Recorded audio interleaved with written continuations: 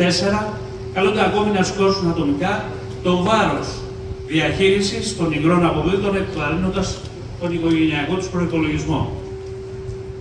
Κυρίες και κύριοι, σήμερα είναι η μέρα διπλής χαράς, καθώς είμαστε λίγες μέρες μόνο μετά τη θετική γνωμοδότηση από το Περιφερειακό Συμβούλιο Αττικής της μελέτης περιβαλλοντολογικών επιπτώσεων για επέκταση και στο νότιο μέτωπο, ενισχύοντας τη λειτουργία του ΚΕΛ.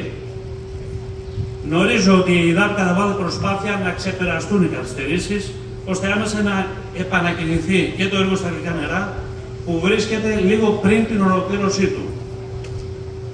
Έχουμε ήδη επιτελέσει το 84%. Υπάρχει ένα σημαντικό κομμάτι, θέλω να πιστεύω, μετά και τις συναντήσεις που γίνεται με τα στελέχη της εταιρείας, ότι προς τον Οκτώβρη μήνα θα επαναδημοπρατηθεί το έργο. Γιατί καλό το ΚΕΛ, αλλά κάποια στιγμή πρέπει να προκύψουν και τα λίμματα.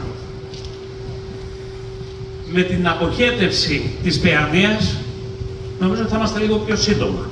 Εκεί βέβαια τα 66 χιλιόμετρα του φυσικού αντικειμένου που δημοπρατήθηκε το 2015, δυστυχώς έχουν γίνει μόνο τα 6.800, που σημαίνει ότι ένα υπολοιπόμενο κομμάτι, αρκετά σημαντικό, είναι στα πρόθυρα της εξέλιξής του μέσα από την επίσπευση των όποιων διαγωνιστικών διαδικασιών, ξεπερνώντας και τα αισθήματα της μελέτης σε σχέση με τα αρχαιολογικά ευρήματα στην περιοχή της Παιανίας.